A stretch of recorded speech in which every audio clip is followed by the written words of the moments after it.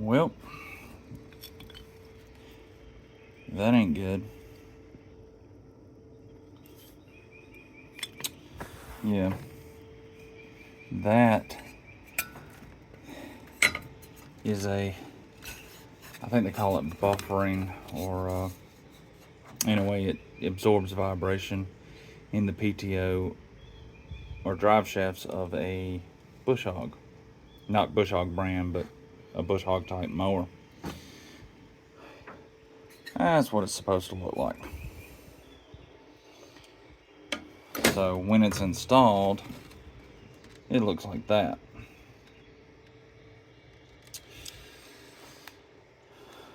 Yeah, this is where this one came from. I'd say we got the use out of it. So, a couple of things we got to do on this.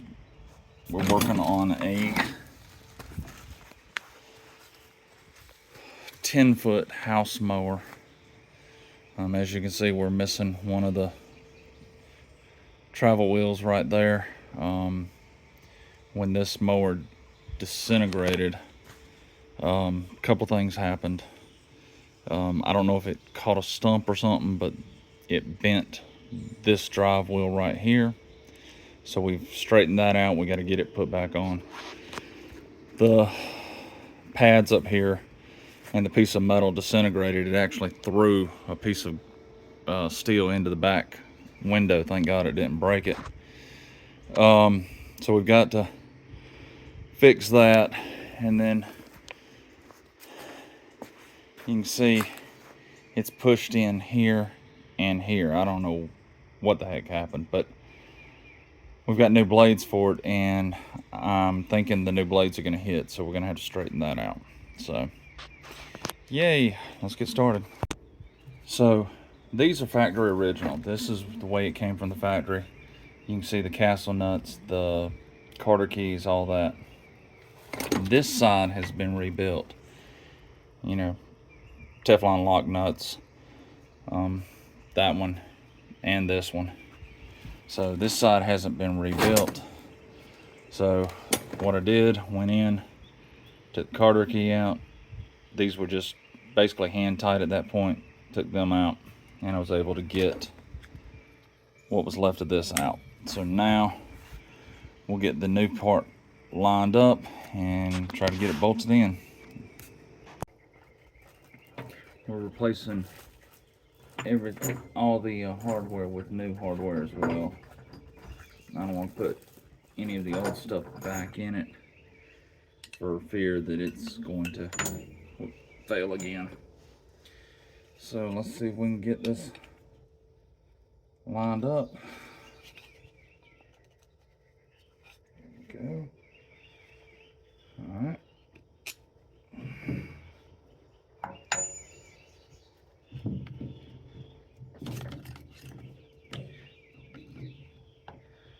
Okay.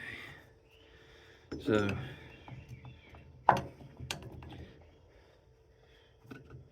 according to the way it was from the factory, the head will go towards the bracket here. The nut will be on the other side.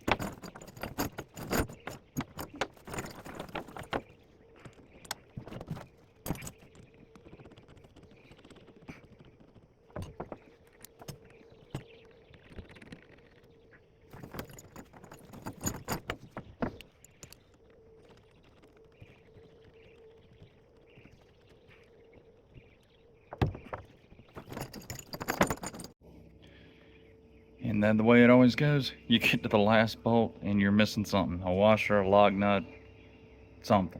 So let me go to the shop, see what we got.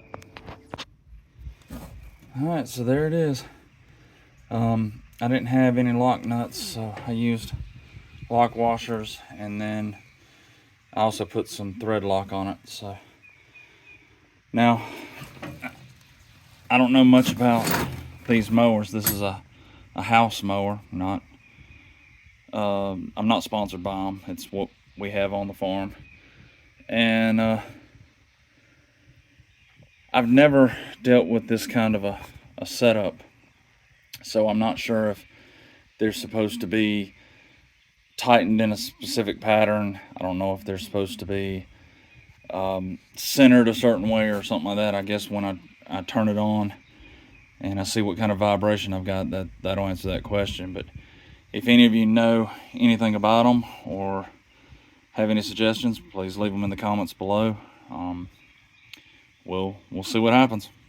But on to the next stuff. So I went to change the blades on this mower,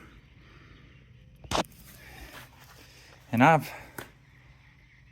went to change the blades on this mower. I've had Bush Hog brands, I've had Land Pride, I've had, you know, multiple types of mowers. And so the way you change the blades, usually there's this hole right here, and down inside that hole you turn the shaft until you line up one of those bolts, and that is the bolt that holds the blade on. Well, this is a first for me. I have never seen cotter pins or in the bolts to hold the blades on. That is going to be a pain in the rear to try to get out, because you have a hole that's, you know, that wide to work through. You can't get to them from the underside unless you want to take the whole disc off. Engineers just drive me up the wall. So here's the underside of the mower. You can see the big disc right here. It's held right there. It's held on with a castle nut and a Carter key onto the drive, or the shaft coming out of the gearbox. And that dome shaped right there would be the bottom of that nut that I'll show, or bolt that I'll show you from the top side.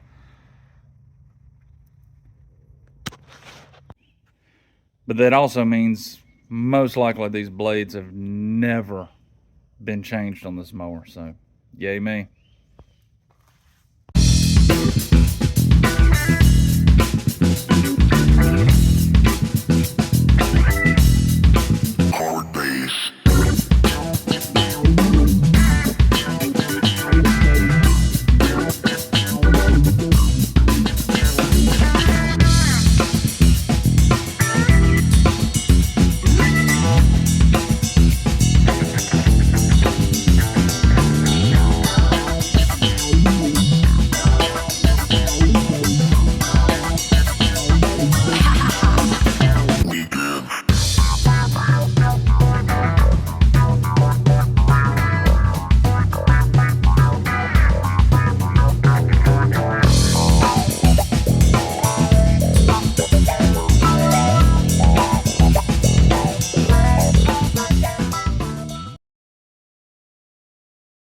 So as you can see, we got the mower put back together.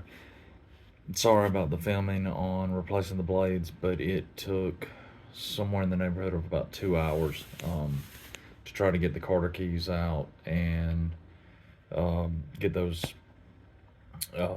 nuts off. We ended up taking chisels on a couple of them and cutting the Carter key off, and then we had to heat the nuts, penetrating oil, heat the nuts, penetrating, things like that to get it off. One side came off absolutely perfect, no problem whatsoever. The other side fought us the whole way. So yeah, that was a lot of fun. Then we got the wheel and the trailing arm put back on after it was straightened, so all that's done, and it runs good. So yeah, a lot of fun. But yeah, when you own property, farms, things like that, you work with equipment, you gotta expect it to break. So the good thing is knowing how to fix it or getting in touch with people who can help you fix it. So this was another adventure. Hope y'all are having a great day. Thank you for following along. Thank you for all the subscribers, the new ones, and the ones who have been with me the whole time. Hope y'all are doing great today. It's another day in paradise here. See you on the next one.